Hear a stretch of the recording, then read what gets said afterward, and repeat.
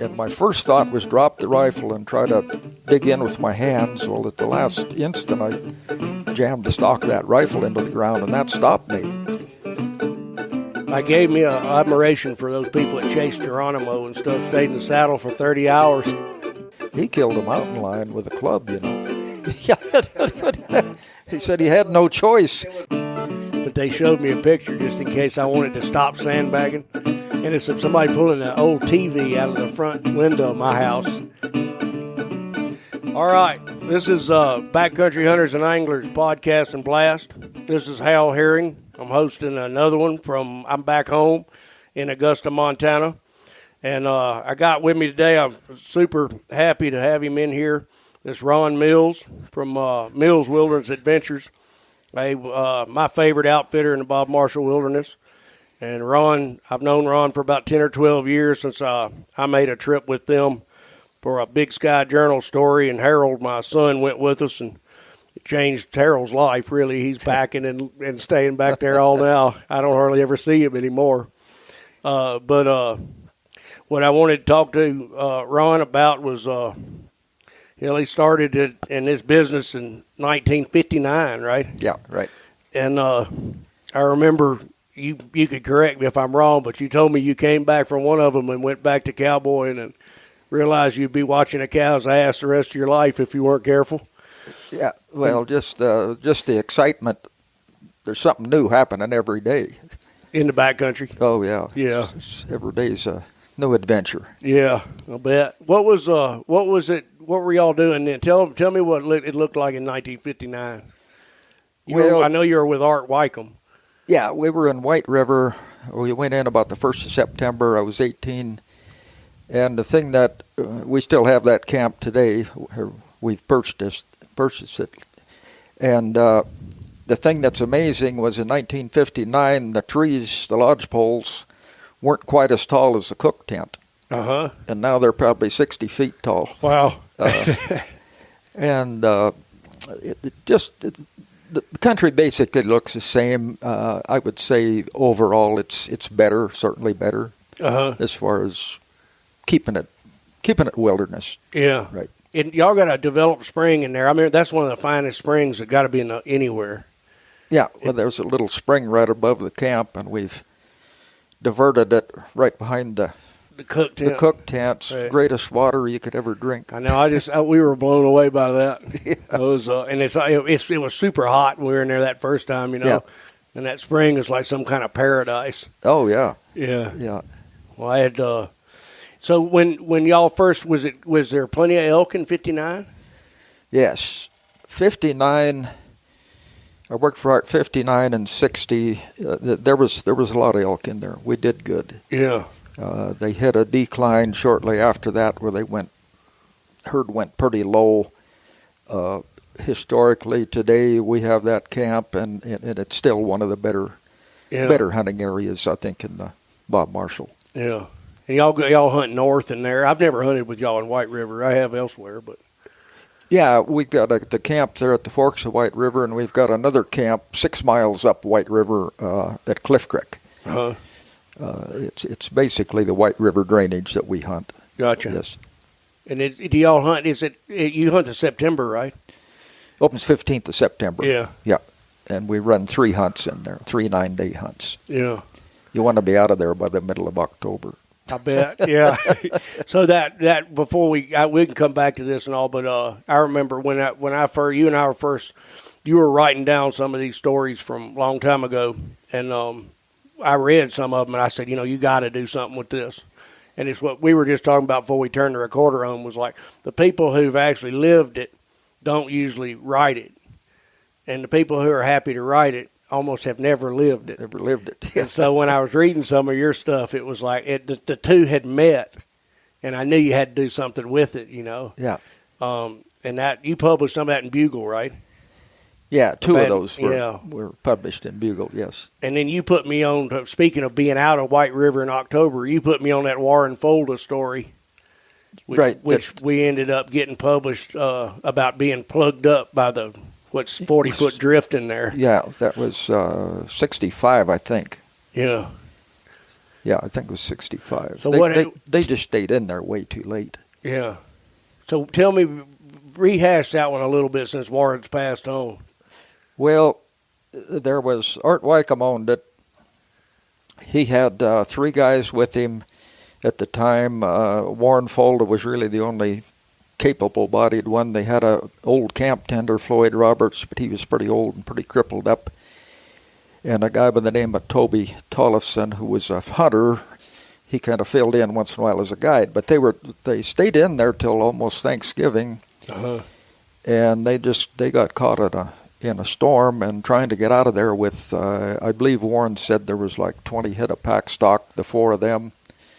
They were loaded with the camp. They were pulling the camp. They were pulling the camp, yeah, and they got to about 5 miles up into Molly Basin, and a terrible north storm hit them, and it rained first, and then it froze those packs right onto the animals. Okay. And they said the first night was the worst. They never had any kind of shelter. They never unpacked the stock. They all huddled together, if I remember Warren saying, behind a manny tarp they'd hung between 2 trees. They were right at timberline, just breaking out of the timber. It took them all day the next day to go maybe a half a mile to get to the top of the divide. And they spent the second night on top of the divide. The only thing they had to eat that night, they had 3 cans of soup they were able to dig out. Remember, he said they couldn't get the ropes off the manage, right? No, everything was froze in. So those horses were never unpacked the whole time. The next day they spent trying to get down off the divide, and they finally just basically got the horses over to the edge and shoved them over the edge. And Warren said they skidded just like a toboggan down into a big hole. Yeah. And they spent the next night down at the bottom of that hole in Indian Creek. And the next day they were able to get to Indian Point to the cabin, and they broke into the cabin. Right. But they spent all that time with 3 cans of soup for 4 men. Yeah. They lost some stock. I think Warren said 3 mules, and his saddle horse died. Yeah. But they were lucky, like Art Wycombe told me later. He said the biggest mistake he ever made was not turning around and going back when they realized that pass was that bad. Right. Weren't they could have gone out Hoadley Pass or Stadler? They probably could have got out Hoadley. They could have gone down the river to Hungry Horse, or they could have gone up the river to come out of Ovando and the Blackfoot. How many miles is that? If they would have gone back? Yeah. Oh, it would have been probably 40 miles either way. I'm guessing. Probably 40 miles either way. And then clear up to Hungry Horse? Yeah. Yeah. Yeah, that would have been. At least you'd be in a different climate then, too. Yeah, You'd be on the west side, wouldn't you? Yeah, and you knew you could almost always get out down the river and usually up the river. Yeah. And usually Stadler, but that wouldn't have been a sure bet getting over Stadler. Yeah. I know, that's where Harold and them were working. Oh, it is. And he was showing it to me on the map. I've actually never been over that. And I've heard it from these stories, for years. Well, Stadler's a different kind of a pass because it's timbered all the way. Okay. Where White River is open, probably for 5 miles, you're pretty much out in the open and at the mercy of the weather. Right, right. And it plugs up from a north gale. Oh, boy, right? and it gets you can't see a thing. Right. I remember y'all recruited me to go up there and shovel it out that year in June. Yeah. And you said a lot of people volunteer for this job one time. One time. They usually don't get them back. I remember that year, that must have been 2013 or whatever. The river was so high we couldn't get the stock across it. Yeah. Yeah. Yeah, it was a fun trip. That's a lot of adventure, like I said. Yeah. Well, we had the right crew. Yeah.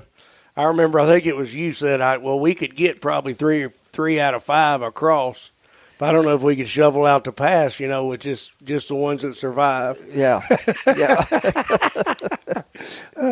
I love that idea. A certain amount of people will be lost, but we'll still get it.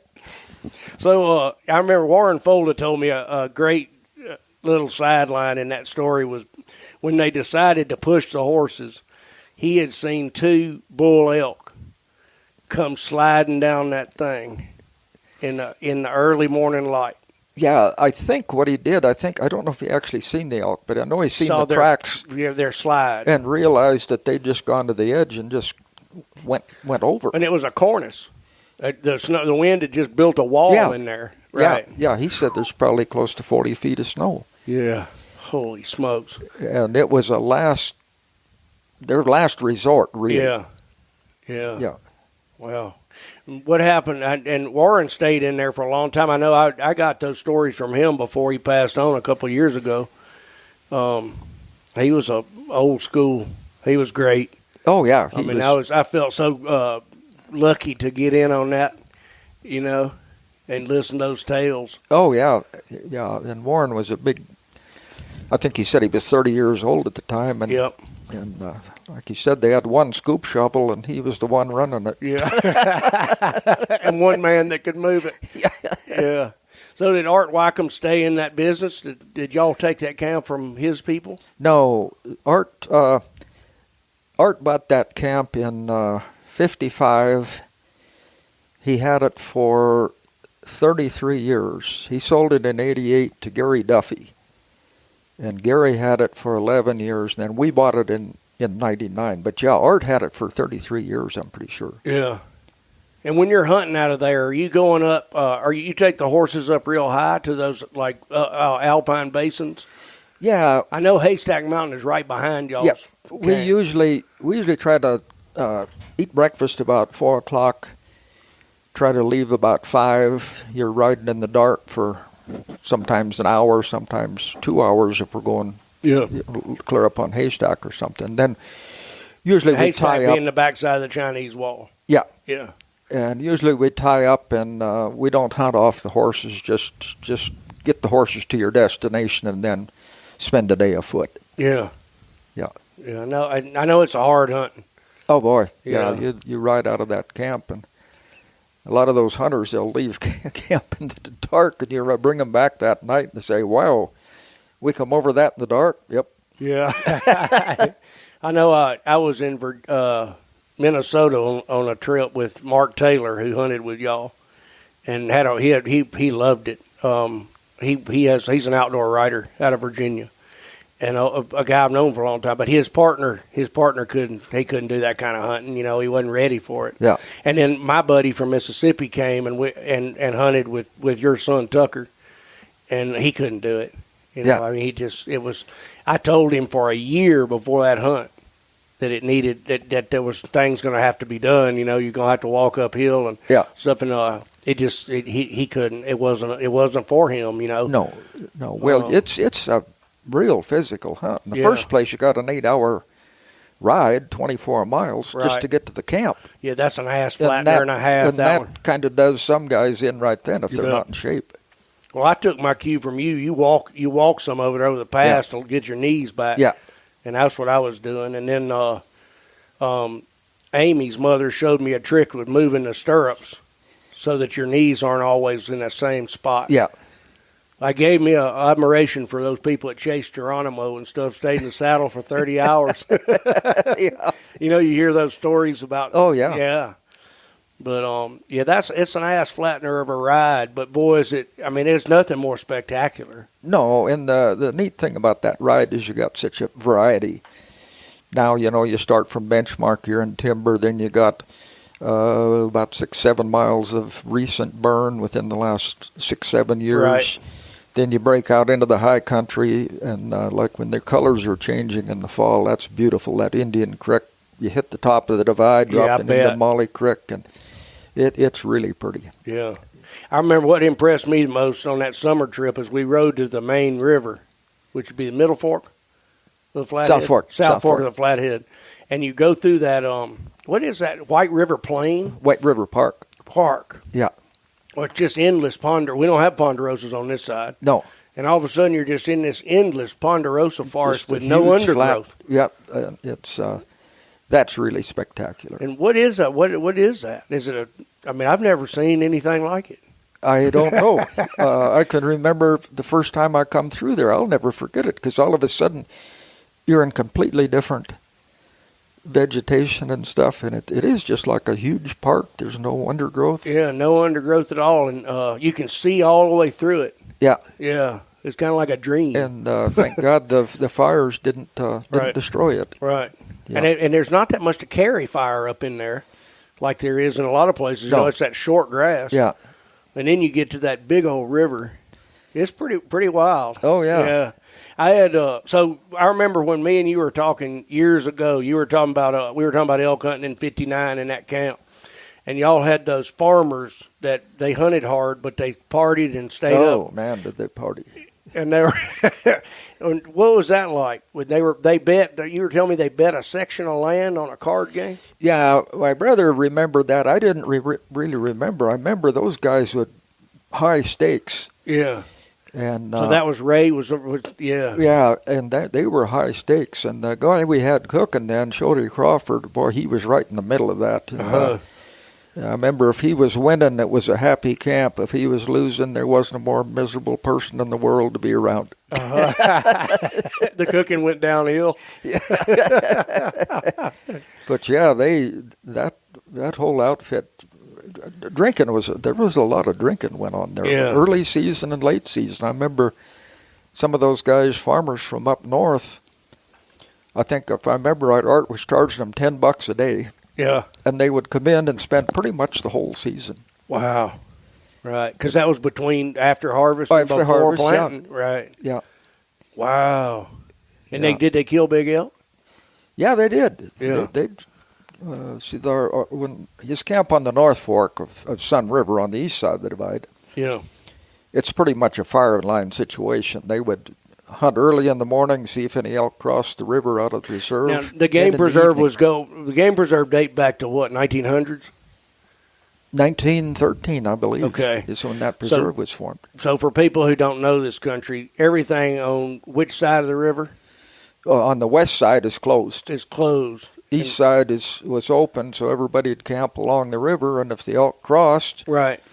there was going to be a slaughter the next morning. Right. I remember the one morning where they killed 17 elk. Mm-hmm. And was that all bulls? No, that was cows. Cows too. That was cows, yeah. When what years was that? That would have been 59 or 60. Wow. Yeah, we skidded them into camp with saddle horses. I still got a picture of them laying in a I've seen big it. half That's moon. right. I didn't realize that's when that was. Yeah. Right. Wow. So how did it for during the 60s, did you stay with this the whole time? Did I what? Did you outfit the whole time through the 60s? Yeah, I only missed 2 years of guiding.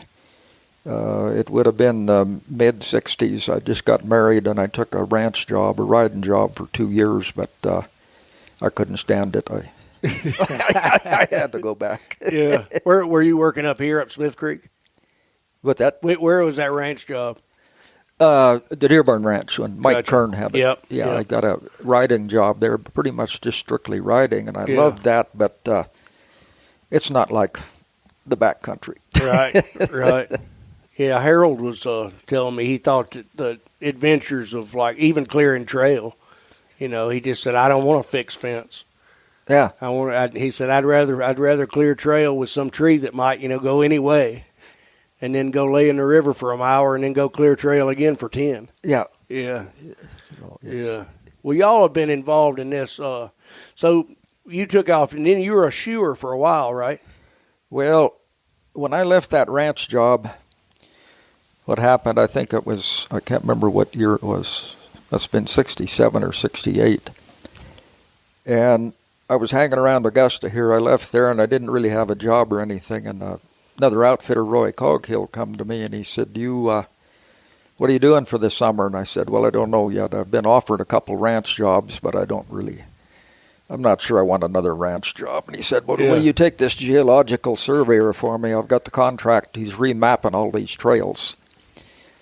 And he said, it'll be an all-summer job. And I took it. It was a hell of a good job. Cause, That sounds pretty fun. all I had to do was pack this guy, and they actually sent 2 helpers with this guy to help me and him. And after the first 10 days, I told Frank Darby was the guy's name. He's from Texas. I said, why don't you get rid of those guys, because it's just 2 more guys I've got to take care of. Me Right. and you is And you all got to we feed need. them, right?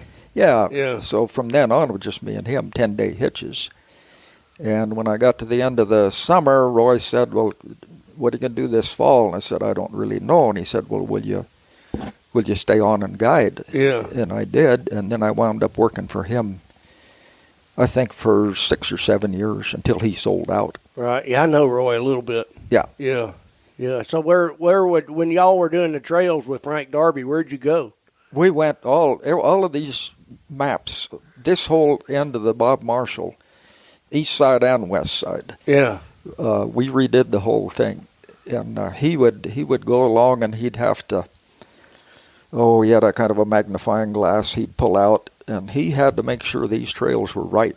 On the map. Yeah. Yeah. Because a lot of those trails were changed after 64, after the 64 After flood. 64 flood, right. Yeah, and it was kind of a typical deal. Frank, as I remember right, he did not want that job. He had asthma. He was scared of horses, scared to death of bears. He didn't like. He had to sleep sitting up because of his asthma, and he said he didn't even apply for the job, and he wound up with it. But he was good. He was very particular, and to top it off, the first day, a damn pack horse kicked him in the ankle. I told him hold that saddle horse back. Yeah. And he didn't, and he got kicked in the ankle. So the rest of the trip, he's wandering around there, hobbling around on a bum leg, and scared of bears, and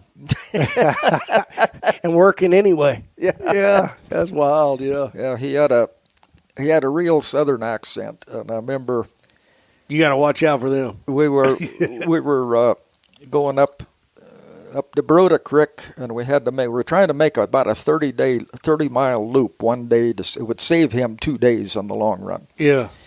Well, we get to the top of the divide, we drop into Cabin Creek, and we meet a couple of guys on the trail crew, and they said to me, be careful when you get down to that junction at the bottom of Cabin Creek. There's a dead mule there, and there's 2 grizzlies on it. Yeah. Well, Frank didn't say anything, but the minute they got out of sight, he said, God, we better turn around and go back. I said, geez, Frank, we turn around and go back. Oh. It's going to cost you two days. Well, he said, we can't go there if there's grizzlies there. I said, hell, Frank, don't worry about it. I said, they'll hear us coming, and you probably won't even see them. Yeah. So he finally says, okay. So he's getting further behind and further behind, and we get almost to the junction, and he's chattering like a monkey, usually pretty quiet. And we get almost to the junction, and I hear him holler, "Run! You all think we're making enough noise?" Of course, we never seen the bear. Did you see the mule? Yeah. Yeah. Oh, yeah, I've seen the mule. Yeah. Have y'all ever had any bear disasters? I don't remember y'all ever having any. Not bad. Never grizzly. The worst, probably black bears have caused us more problem than grizzlies. Yeah. I've never had any trouble with grizzlies. So. Right. Yeah, God willing, we hadn't either. I mean, no. Either see them doing their own thing, or you see the ass in. Yeah. I hadn't. Now my son is a little more complacent than I am. I don't. But he's convinced. I don't know if he's convinced of it, but he doesn't worry about it. No. Especially y'all don't if you're on horseback. I know. Yeah. Yeah. Other than keeping everything is about keeping a weather eye out on what's happening around you. Versus like just blithely wandering through the thickets.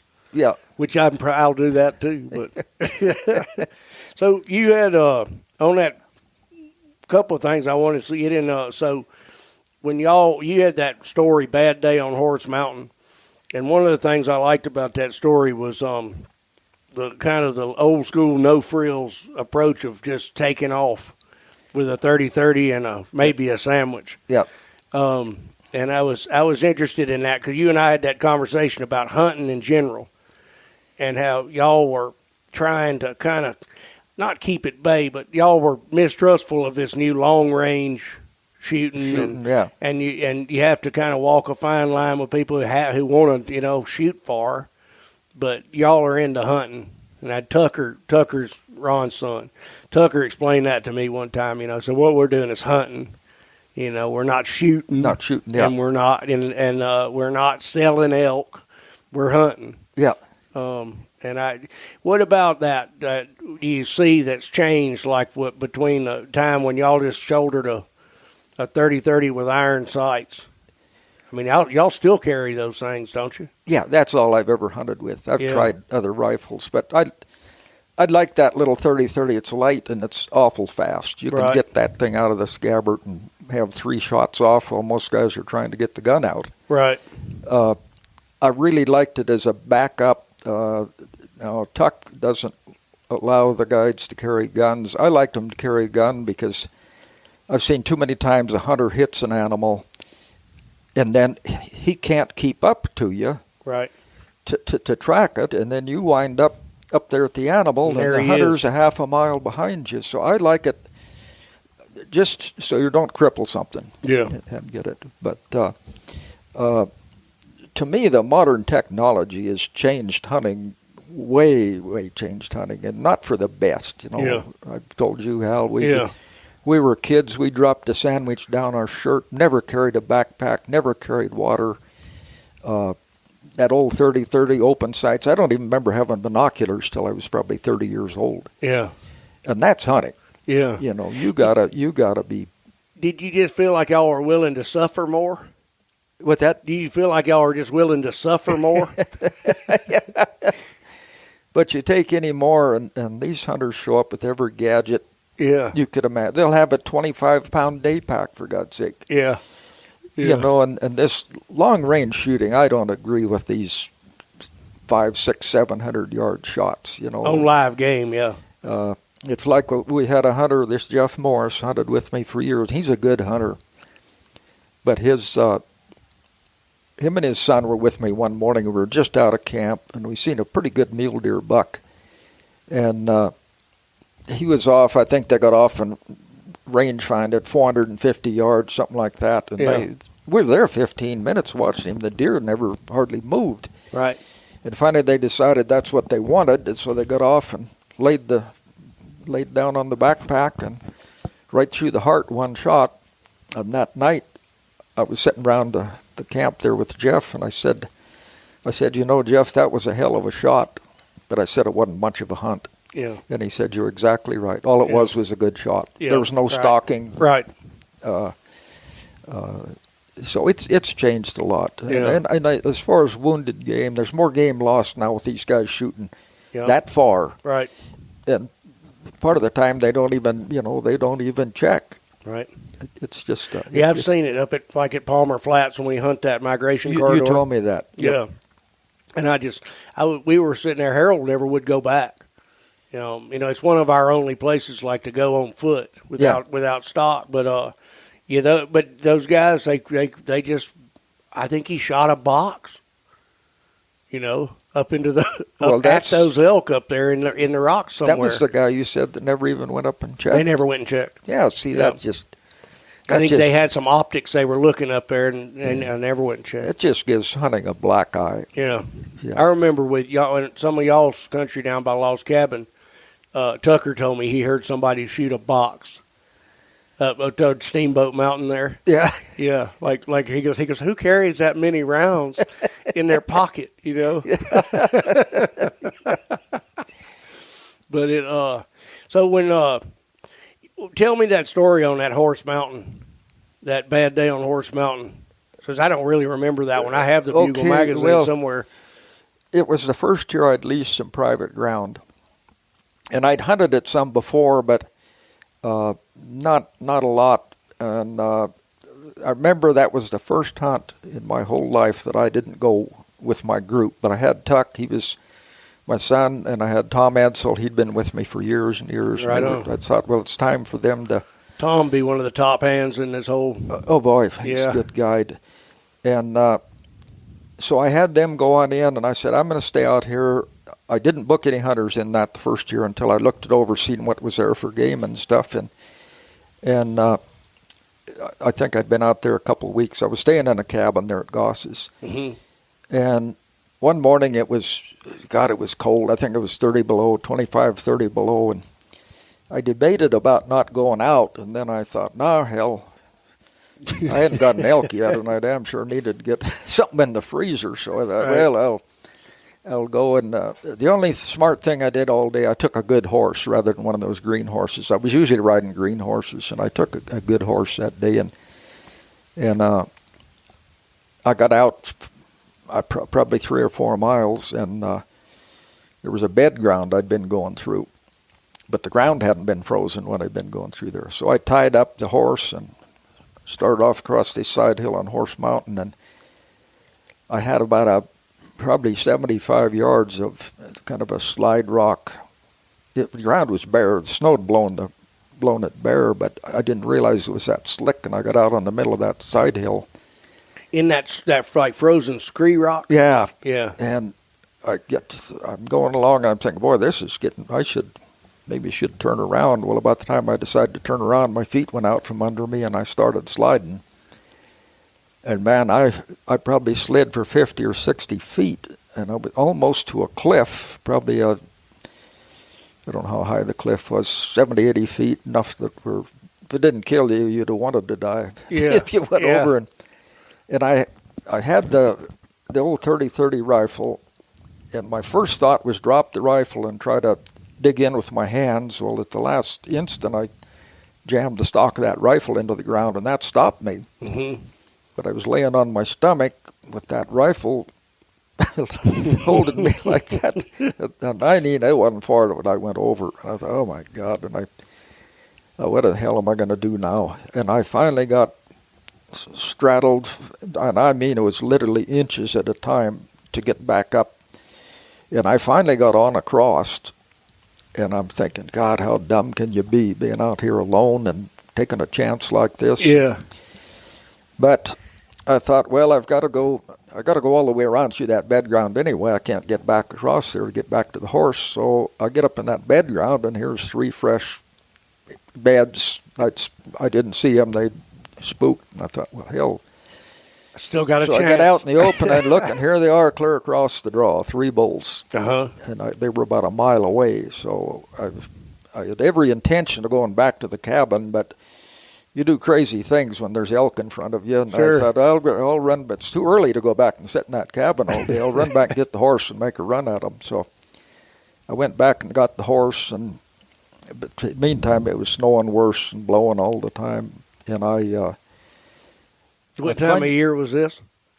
Oh, it'd been middle of November, maybe a little later. Yeah. And I finally got the horse tied up, went after them again, picked their tracks up. When I picked the tracks up, they joined up with 4 others, so there's 7 bulls together I was following. And it's getting long, 2 o'clock in the afternoon or so, and I'm thinking, boy, I probably should turn around, but you know how it is. You just run just a few feet further, they might be there. Well, I jumped them and I counted them. They were single file. They were just walking.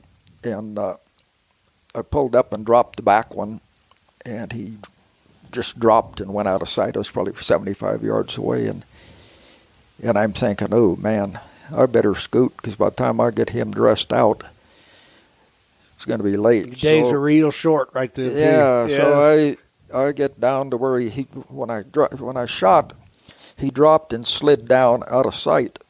Well, when I get down there, he'd got up and took off and joined the rest of them, and there was some blood to begin with, not a lot. And I thought, oh, man.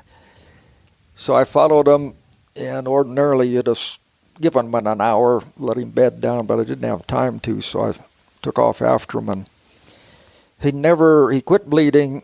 He never broke off from the rest. No sign of being hurt that bad. And I finally went to where I knew I'd followed him probably an hour and a half to where it was getting to where I knew I had to get back to that horse. If I didn't find that horse and hadn't tied him I couldn't see the trail anyway. He was tied by the trail, but it was snowing so hard. So I took off, and it's one of those deals. I'd put so much energy into that you all of a sudden you realize your adrenaline's gone. Yeah. And all your food too. And I'm struggling. Yeah. And it's damn snow was probably 1.5 foot deep and drifted, and I was having trouble finding my tracks. And I don't know how many times I fell down. I was going through this old burn and windfall. God, and I finally got to the horse right at dark, and I'd left my coat, my big coat on the horse, and I was soaked from sweat and rolling around in the snow. And I got on that horse, put that coat on, got on the horse, and I was going to walk every once in a while to keep from freezing up. Well, hell, I couldn't see. It's pitch black. Yeah. And I couldn't see to walk, so I had to just tough it out. And I think that's probably the coldest I've ever been. You couldn't get on the horse? No, I didn't dare. I could get on and off okay, but I couldn't see to walk. Gotcha.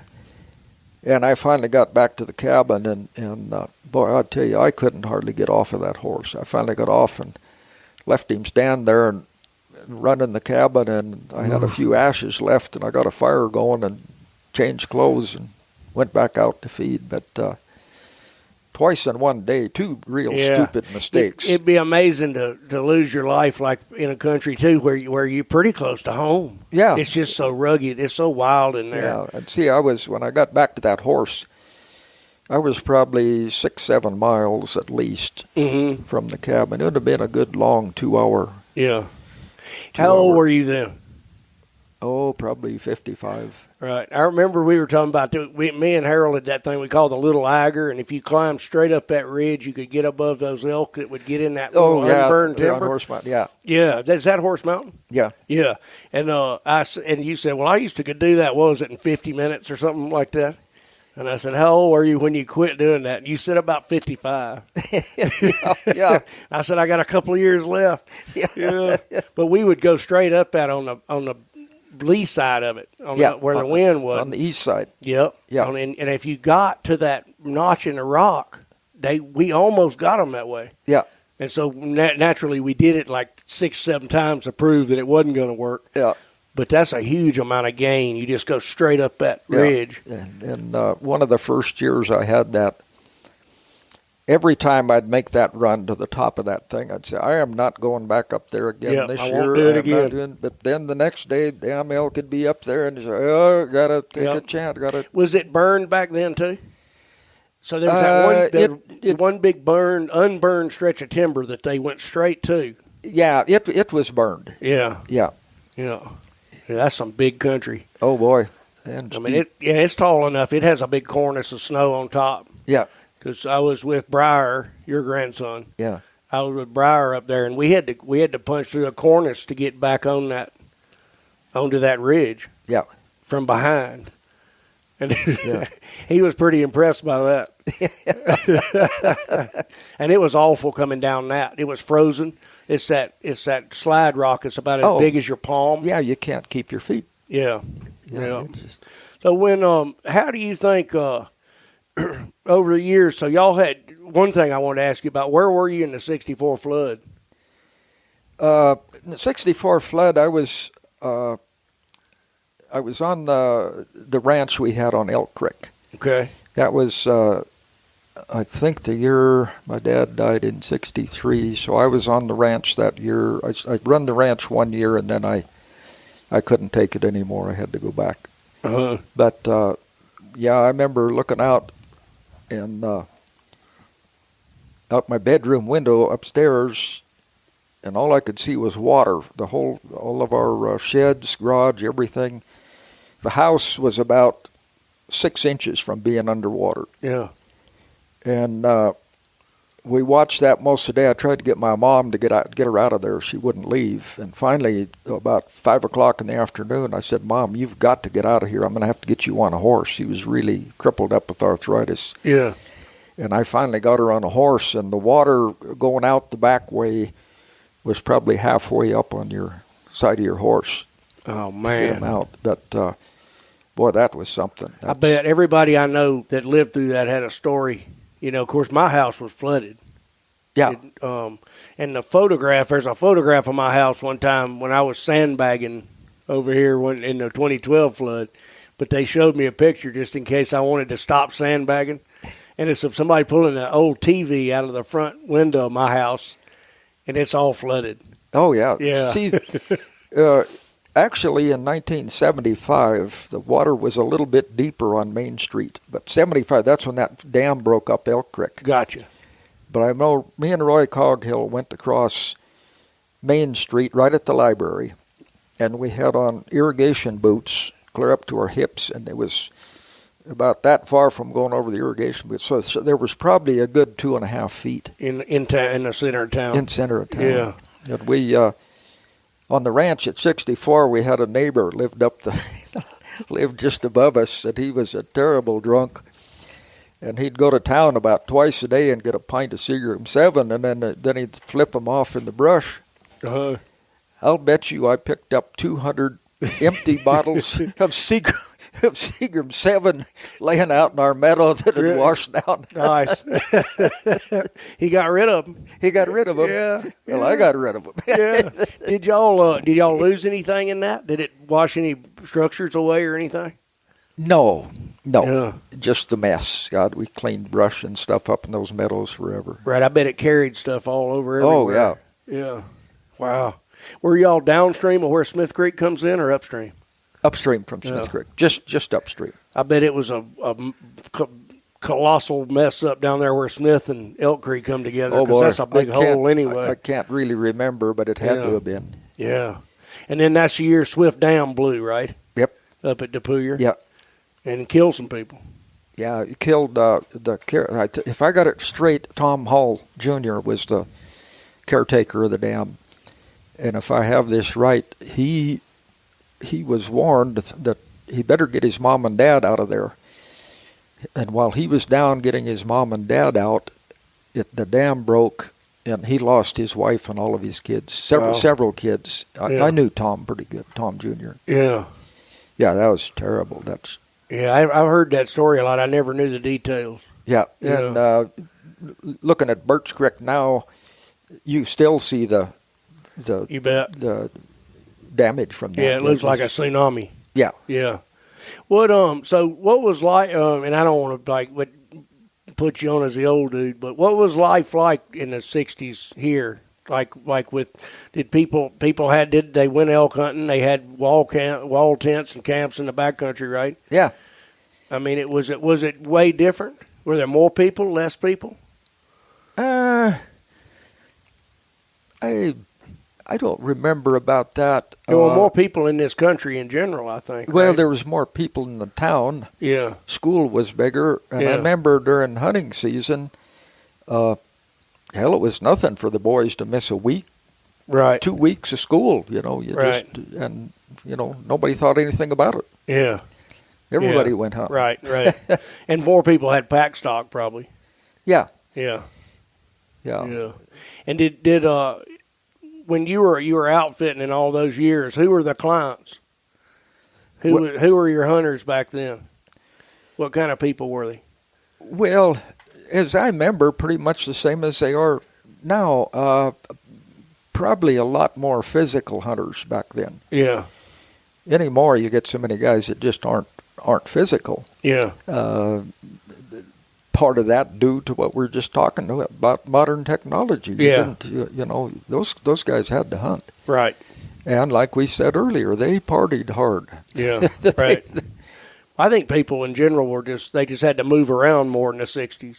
Yeah. They jumped. They had to, whatever job you had, you moved around more. Yeah. And was it very wealthy people that bought hunts, or was it like people I know? Yeah, there was a lot of just average guys, not super wealthy. No. Yeah. No, I know one thing that's changed certainly for the better is the garbage and stuff. It's so clean anymore. Back then, you didn't have to pack your garbage out. You were supposed to bury it. Well, hell, you bury it one day and the bear digs it up the next. Right.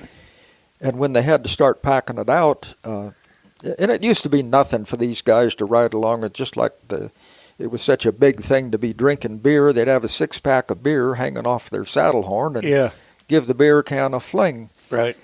And that changed probably in the mid-'70s, and really it changed fast. The Forest Service made you pack your garbage out. You didn't see candy wrappers, beer cans laying along the trail anymore. Yeah. It changed pretty fast. That's one thing that really was a big improvement. Some of the old-timers you got to face it, they were land rapists. Sure. They didn't give a damn about Yeah. the land. Yeah. Chopping down a tree didn't mean anything to them. You know? Yeah. Where people are pretty conscious of that anymore. Yeah. I know. So you were around like when the Wilderness Act passed in '64. Did it change anything? Like when in the '60s, did I know Ray went around and took out those cabins? Yeah. Your brother. Yeah. Yeah. Well, yeah, it changed a lot, and that's when of course, a lot of this garbage deal was taken care of. Were people mad about the Wilderness Declaration or designation, or were they? Well, yeah. I remember at outfitter meetings, I can't remember what year it was, the late 80s, when they put restrictions on us, the number of people we could take. Right. And some of those outfitters were furious. And a lot of that was their own fault. See, at that time, you had to pay 25 cents a day for every client you had in. Well, a lot of these outfitters thought they were cutting a fat hog in the ass by not reporting and not paying that 2 bits a day. Yeah. Well, when the Forest Service took this 3-year average and said, this is how many people you can take, Yeah. some of these guys that had been cheating didn't wind up with hardly any days. Uh-huh. One of the few that knew that was coming was Art Wycombe. Okay. And he did the opposite. He paid for way more than he took, so he wound up with a ton of days. Gotcha. And how he knew that was coming, I don't know. Yeah. But he obviously did. Yeah. Well, he was the old Dutchman. Yeah. Yeah. Yeah. Yeah. And how long had he been at it? Well, Art bought that, like I said, he bought that in 1955, I think, and sold it in 88. So he bought that. He was originally from a dryland farmer from up at Brady. Right. But His folks are still around, I know, because my daughter and them were giggling over some good-looking Wycombe boy. Oh, yeah. Yeah. Yeah. Yeah, he's got a grandson, still lives up there. Gotcha. Do they don't outfit? Roy Wycombe. Huh? They don't outfit? No. Yeah. He's gone in several times with us. He took Art and Edith Sashes in and scattered him in there. Uh-huh. Yeah. So in a lifetime of it, have you seen like some of that country? I've only been around here 14 years, and I'm just really seeing the edge of that country to me. And I'm kind of, my son's seeing more of it than I ever will now working in it. But I just, that's some of the best of the biggest country left in the world, I think. Yeah, and I was real fortunate because I started out, I worked for 7 different outfitters before I got my own outfit, and then I bought and sold so many trying to get what I wanted. I think I figured up one day, I've guided out of 20-some different hunting camps in the Bob Marshall. Mm-hmm. So I've seen a big, not just seen it, but actually guided in it. Right. And Tucker told me y'all were up in the Badger 2 medicine for a while too, right? 3 years. Yeah. Yeah, after the 88 fires, Mm-hmm. I was up there 3 years, yeah. And how was that? Was it good hunting? It wasn't. At that time, it was tough hunting. Mm-hmm. Beautiful country. Yeah, But it's big. It was tough hunting. Yeah. We probably did poorer there than hardly any of the camps we've had. Uh-huh. Yeah. Yeah, I know. I've been in there twice just to fish. And I saw a great big bull in velvet the first time I ever went there. I crossed the river, and there he was. Yeah, but I've never been back. Yeah, that's on the Middle Fork, the Flathead. Yeah. Mm-hmm. If you got how far back in there? If you go from the front, like from right below the Indian reservation, if you go from the front back, how far is the river? Well, what were we? We were at Cox Creek, and that was a 6-hour ride from Swift Dam, and we were still another 2 hours from the river, so it would have been it had to be at least 20 miles from Swift. Gotcha. Maybe a little more than 20. Right. Probably more than 20. Kind of like y'all's White River ride. Yeah. Yeah. Yeah. Yeah. Well, did you in the last few years? I know y'all have had some big success with some mule deer in the last few years, but when there was a time where big mule deer were a common thing with y'all, right? With your work. We had best mule deer hunting in the country there for probably 10 years after the 88 fire. Yeah. I mean, we got a lot of good bucks, and we don't let them shoot anything small. Yeah. But we'd come out of there with a lot of good bucks. And that was back to 88. Yeah. Yeah. Yeah. And what was it like earlier than that, like the 60s and the 70s? It was good. I can remember, like Ron Jenkins and I've talked, I remember seeing like 1,200 deer out there in that creeping juniper east of Haystack Butte. Yeah. You could see just tons of deer, Uh-huh. mule deer, and they haven't been like that for years. Right. Right. Yeah, I was talking with a friend of mine that's got that ranch up there with Gene, and he said they cycled way up and then went way down. They're terrible low now. Yeah. Really Yeah, it feels like it when I'm back in the backcountry. They feel low. Yeah, we went from getting probably at least 30 bucks a year between the two camps to where I think one year we only got two good bucks the whole season. That's on this side, not White River. Right. That's in the scapegoat part. Yeah. Yeah. Yeah.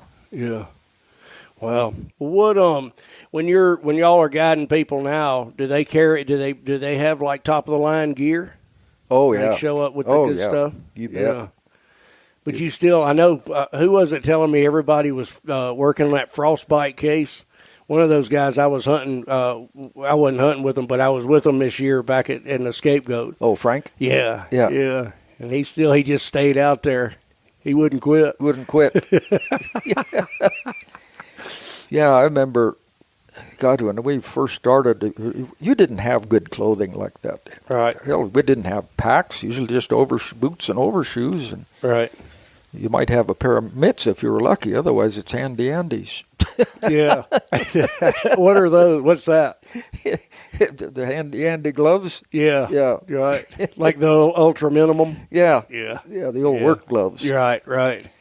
Yeah. And you didn't have decent sleeping bags. You know, Yeah. Just, it's a lot different. Yeah, for sure. Well, what do you see? Y'all are doing gangbusters in the outfitting world now. Do you see it?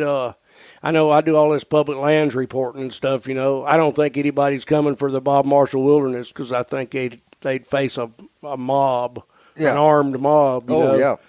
But you've seen a lot of changes, and I want to go back. We won't say too much, take much time from you, but go back to like during those wilderness years, like '64, and when they were making more regulations. Did people see that as did any of them see it as a positive thing? Oh yeah, some of them did. Yeah. Yeah, but there was a lot of opposition to that for a long time. I'm sure. Yeah. And, just like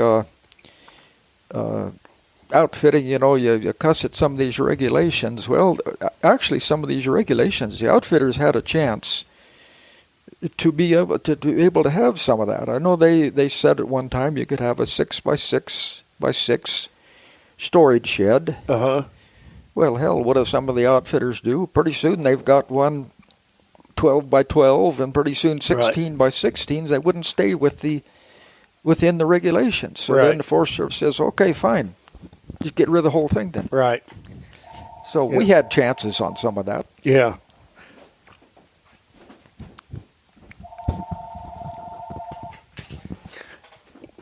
And did the opposition level off? Or I mean, I know people still say they hate the federal government, they hate this and that stuff, and they're the most dedicated backcountry elk hunters I know. Yeah, no, I think overall they've backed off a lot.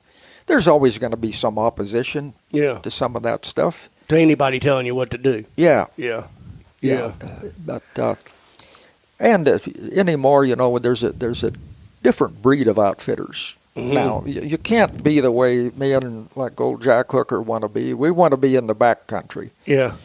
Well, with all your regulations and stuff and modern technology and stuff, you've got to have somebody outside to take care of that stuff. Yeah. And I wouldn't have fit as an outfitter very good these days. I don't like sitting at a desk. Yeah. And somebody has to. There's just too much paperwork. Right. So and that's Amy's doing that for y'all? Mostly Amy on the outside? Yeah. I can remember when I first started outfitting, we got one sheet of paper from the Forest Service. You glance through it, signed it. That's all you hear. Now, my God, every few days you get something. Right. And then if you don't catch it, they said, well, we got it in the mail. Didn't you see it? Well, if you read all the stuff you get, you'd never get away from the desk. Right. You wouldn't have any time to hunt. Yeah, so that part is a lot different. You just don't see your modern-day outfitter. You don't see a lot of them that are really good hands in the mountains. Right. A lot of them are good publicity people, but they're not your old-time outfitter. Right. You know, I grew up with like Art Wycombe and I remember Jay Overman, Jack Hooker, all of these guys, and just like the animal you're riding, we took the ones that needed riding. Yeah. So many of these now, they want to ride an old dude horse themselves. Right. That was most of the fun there was outfitting with the rank stock. Right. Yeah, I remember Tucker told me, he said, what other job could I have where I could have 65 head of horses and mules? Yeah. That's to me is the real fun part of outfitting is your horses. You know, I love horses and I love elk. Well, y'all got some of the best horses, mountain horses and mountain mules ever. Yeah. Before we quit, like what goes into a horse that can do what? I mean, I've ridden with y'all to Diamond Lake or whatever, you know, and doing things that on a horse that I didn't think I would have done on foot. Yeah, well, and what goes into making a horse like that? In the first place, you can buy the best horse there is out in the flatlands, and he might not be worth a damn in the mountains. Yeah.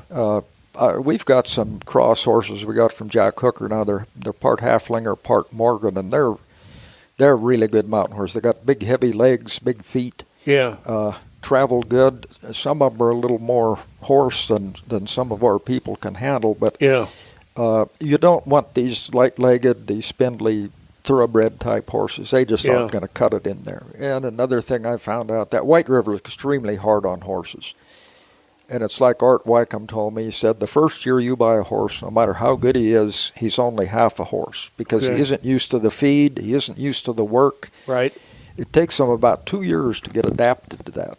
And we usually pack them a lot the first year and then work the crew into riding them. And we don't put people on them until we've had them at least a couple of years, until like they're 7, 8 years old. Gotcha.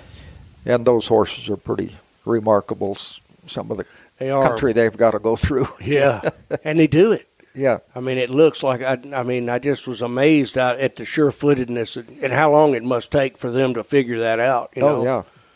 And it's so when y'all buy one, what are you looking for, or do you never know? You never really know. I quit going to sales and buying horses years ago. We get a lot of horses that are ranch horses that maybe you won't watch a cow. A lot of those. You want something, they got to have a good temperament to begin with. Yeah. But we found in White River some of those that are a little harder to break to begin with, a little snortier and stuff, make the best horses in there. But you want one that's going to weigh probably 1150, 1200. We've got some now that we got quite a bit of draft in them. We got some now that'll probably weigh 16, 1700. Anymore, you get so many big men. I know when I worked for Art Wycombe, he used to say 200-pound man is a big, big man. Well, anymore, you look down the list of the hunters, and you don't have very many that are under 200. Right. So you got to have those bigger horses. Right. I remember my buddy showed up. He was overweight, and they put him on Flower Power, that big mule. Yeah. Yeah. And he actually is a mule guy. He in Mississippi, so he was okay with riding. But Flower, she never loved him because he was just too big. They'd go through that snow, you know. And it was an amazing sight. He was out of shape. He couldn't. Yeah, he I was remember too big. him. Yeah. And Flower got worked.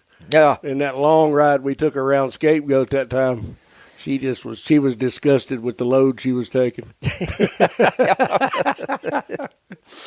What and so in running that many horses and all is it just the logistics of it, Are they have they changed? Or I know it's harder to find a good place to graze, and it's harder to find a place to put your stock. Oh boy, summer range especially. You know, it's got to where you can find winter pasture, but summer pasture is awful hard to find. We lucked out and have a place leased right now, pretty good place. Yeah. But and then there in White River with our particular setup, we have to rotate those horses so much. Right. We could probably get by with 50 head. But a lot of times we'll try to rotate those saddle horses every trip. So then you got to have twice as many horses as some of the outfitters do. They don't have quite that hard an area. And I don't know anything about this. Some of those horses are easier keepers, right? They'll get super skinny, and some of them will just hold. Yeah, and that's another thing when you're buying horses. You don't want those lean horses because they're just flat not going to hold up. Right. And you want something what we call an easy keeper. And that's another thing where your mules are a lot easier keeper than your horses. Okay. And at one point, we tried riding a lot of those mules, and a lot of them are good, but a mule is so quick. At one time, we had 6-7 mules that we had people riding, but we had too many people getting dumped. You know, they're quick. You know, and if something spooks them and they jump, right. So we kind of backed off on riding the mules, but you don't have to rotate them as much. Yeah. And another thing, you see so many of these big drafty mules for a while. Well, we kind of went back to the lighter mules. It's like that mule trader we buy a lot from Ohio. He said 1,000-pound mule will pack all you want to put on him. And he's right. We got some of those probably 900,000, 1,100-pound mules, kind of slimmer mules. Yeah. And they're so much more agile. And those bigger mules I've found will stiffen up quicker. So it's kind of the opposite of the horses. Stiffen up, you mean from overwork? Yeah. Yeah, right. It's kind of the opposite from the horses. We've gone to the lighter mules rather than the big, heavy. Where the horses, you have to stick with those heavier horses, especially the bigger legs and bigger bone. Gotcha. Yeah, which makes sense. Yeah. In all that rock. Yeah, and see there in White River, there's not very good feed to begin with. Yeah. When we get into camp, we have to drive those horses between 2 and 3 miles out of camp just to get them to the pasture. And that pasture's all hillside. It's all rock and steep, so it's tough going. It's got that big sinkhole in between you and the pasture, too, I remember. Got what? That big sinkhole is in there between y'all and the pasture? Yeah. Because it's all that limestone. Yeah. Yeah.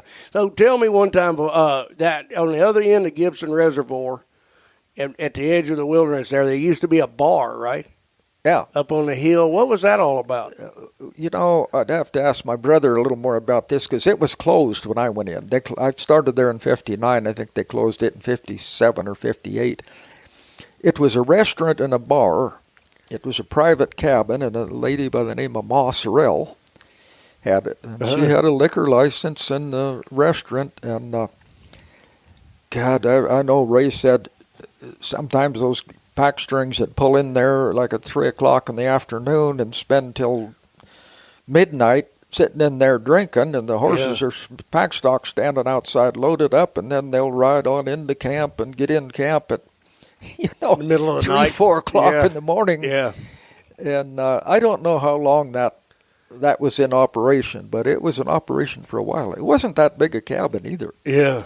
But, I always thought there must have been some hell-raising stories came out of that. Oh, man, I'll tell you. I knew some of the guys that were packing up there at that time that they liked to drink. Yeah. If there was booze available, they were going to be there. They were going to find it. Damn sure tough on stock. Yeah. I was. So were you around when they took that long pack trip through what became the Scapegoat Wilderness in the 70s? There was one guy, his last name, he was one of the Whites. He was a packer on that trip. Oh, I wonder if that was Emery. It was Emery. Yep. Okay. Yeah. And they took a bunch of, it was a proposed wilderness, I guess. I didn't know the history. It was real controversial. We almost didn't get to Scapegoat. Almost didn't. Yeah. Yeah. And, I don't remember a lot about it. I know the guy that had the store there in Lincoln, Cecil Garland. Cecil Garland, yep. He was real instrumental in getting that, and he was never he was treated pretty bad by the Lincoln people. They didn't want that, and he was. He had the really hardware store. Yep. Yeah. He was a wilderness advocate, and he pushed that. He pushed it hard to the point where it hurt his personal business. Right. If I'm not Yeah, that's mistaken. what I remember hearing about that. I didn't know anything about that. Jim Posowitz, who knew him. Okay. And Jim was a biologist for Fish and Game or something Yeah. at that time, and he told me that story. And I think Cecil got that pack trip together. Yeah, I don't remember a lot about that though. Yeah, but he's the one that really pushed it. Yeah. Did you hunt that country back then? Oh yeah. Yeah. See, my original camp was up under Scapegoat. I got up in the Scapegoat Mountain. Yeah. Yeah. Wow. And then I had another camp over in Dobrota Creek on the west side. At one time, I had the camp in Tobacco Valley on the west side, and then of course we had the camp in Mineral Creek that was clear over out of Lincoln. So no, I've hunted a lot of that country. Did you go in from Dearborn or from Lincoln or from Ovanda? We went from Indian Meadows, from Lincoln. Gotcha. That's where our trailhead was. Yeah. Wow. Yeah, I've never gone like after Scapegoat Mountain, going down towards Lincoln. I've never seen any of that. Oh, okay. See, we used to, when I'd take that hunting camp in, Tuck and I would leave the Diamond X with the big string, usually 15 head, and I'd have Tom and one of my guides and another guy go in from Indian Meadows. Yeah. It was only 5 hours into that camp, but it would take us 10 hours to go from the Diamond X to get to the camp. Yeah. It would take us. It's 30 miles. Wow. But And that's rather than haul stock around, it's easier just to load them up and take the camp right with you and go. Gotcha. And that's putting in where, at Indian Meadows? That put us in Mineral Creek. Okay. Yeah. All right. And was that good hunting back then? We had it 1 year before the fire, and it was tough. This was hunting. 80s? Yeah, it had been 87. I think I bought that. And, man, it was tough hunting, but it's so thick in there, man. Yeah. But that 88 fire really changed the hunting in there. We did awful good in Mineral Creek. Real good. After the fire or before? After. Yeah, not good before. No. No. It was dog hair. Yeah. Yeah. Yeah. And so now that country is changing because I've hunted some of that around y'all anyway, or with you, and it's going back to dog hair. Oh yeah, pretty much. Yeah. Yeah. A lot of that country, like up Maudess and up in there. I mean, that's terrible to get through. Well, a lot of that on Red Slide Mountain. Yeah. You can't hardly get through it. It's some of the hardest in the world. I mean, for me, because like when it's snowing.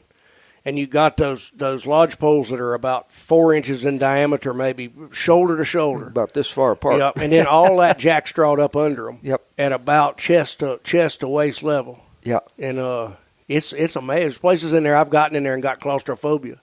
You think I'm not sure. Like you just got to take another grip because it's going to be a while. Yeah. Well, some of that needs to burn again. Yeah. Yeah, it's thick, man. Yeah, and the elk, I know the elk's still using in there. Yeah, but it's I know when we hunted it, they were still passing through. Yeah, Yeah, I know it's hard for them to get through that too. Oh yeah, yeah. Tom was just telling me here a while back last fall he was following a couple of bulls, and they got tangled up in that stuff in Maudess. Yeah. And I said they actually turned around to get out of it. Right. Take her to anything better than this. Yeah. Right. Gotcha. Yeah. So I know I probably won't ever do one of these with Tom Edsel because he don't like to talk. But where'd y'all find Tom? Tom is one of the better, maybe the longest running elk guides for y'all's business. Yeah. But he's one of the top hands ever. Oh, yeah, as far as just being an all-around good hand. And now, hell, he can cook. He can do anything. Yeah. First time I ever saw Tom, Herb Stevens hired him. And Herb had that camp up above Gibson there, that JJ, Triple J ranch. Yep. And Herb come over to the store. He was gassing up at the service station, and I was over in front of the store talking to Jack Walsh, the old sheriff. This is in Augusta? Yeah. Yeah. And I was talking to Jack, the sheriff there, and Herb comes over, and Tom, First time I ever saw Tom, he got out and he's redheaded. He's got a beard clear down to his waist and hair clear down to his belt on the back. And he had these thick old sunglasses. And he gets out. I think Tom was in total bewilderment. He'd never been out here before. I'm sure he dreamed of this. Yeah. And he's looking around, and Herb Stevens walked across the street, and Jack Waltz, sheriff, said, Herb, he says, where in the hell do you pick these guys up at anyway? Where did he find him? He's from North Carolina. Yeah. Yeah. And he told me one time that he hunted a lot in North Carolina, in the mountains there. They lived out in the country. I'm sure this was Tom's dream, just to be out here. And boys, when was that? Oh, God, I don't know. Tom's, that had to have been about 1970. Yeah. I think Tom's been with us for 35 years. Yeah. Yeah. Wow, it's amazing. I know he, and so one of the way he does this is he'll just drift through the timber all day after he drops hunters off, and he carries that stick sometime. Yeah. But no bear spray, no gun. No. He's just on the drift. He moves real smooth, never real fast, and never real slow. Yeah. I was sure impressed. And he don't miss much. He didn't miss nothing. Yeah. See, I've tried to get him to pack some kind of a gun. I said, even just for a signal, something happens, but he won't. But see, and Tom is so honest. I mean, if he tells you what he sees, you can bet your life. Yep. That's what he sees. But see, he killed a mountain lion with a club, with a stick. Yeah. He said he had no choice. It was tormenting him, right? Yeah. Yeah. Yeah. He said the damn thing was after him. Yeah. Yeah. He was super funny. We were down there in the bottom one time. It was real cold, and he was trying to get a signal to me without disturbing anything, And he took that stick and he hit this lodgepole snag, and it would go pop, pop, pop, pop, pop. And it was obviously nothing that would be natural, So I finally looked up, and way up on the hill, about as far as you could see, he waved his arms once and pointed the direction he wanted us to meet him in, And then later on he goes, how'd you like the bush telegraph? He only did it like twice before I caught it, but it was this tap, tap, tap, tap. Yeah. But yeah, he's somebody to listen to if you want to know where things are. Oh, yeah. Yeah. Yeah, really, really good. Really a good guy. Well, Ron, I guess we'll wind her up, but I appreciate the hell out of this, man. Oh, gosh, glad to. Enjoyed it. We might do it again. There's some other stuff I want to get on talk about, and I'll just think about like more concise some questions. I enjoy doing these conversations on this, but you got a huge amount of experience in there, and you got I know Ace is guiding your son, yeah, and then Tucker's working in y'all's business, right, and they're all hellacious horsemen and hunters, so. Yeah. You done something right, huh? Yeah. Well, it's been fun. Yeah. I've always thought I've really been fortunate to live the life I've lived. I wouldn't trade it for anything. Yeah. It's just, any time you can enjoy something like this and make a living at it and raise a family. Yeah. You're never going to get rich, but that's not the important thing anyway. Yeah. Important thing is what I've seen and done and people I've worked with, people I've met. Yeah. Well, it's been a big experience. I mean, I just like listening to some of it. I think Harold, my son, he's listening to you and Tucker and Turk, which is Tucker's son. He's listening to Backcountry Ranger, here that we fell in with to be friends with, and he just said, "I think this is one of the biggest adventures I can find." Yeah. And he launched off on it. I'm still sitting at the house typing. Yeah. Well, thanks a lot, man. Okay. Well, thank you, Hal. That was a blast.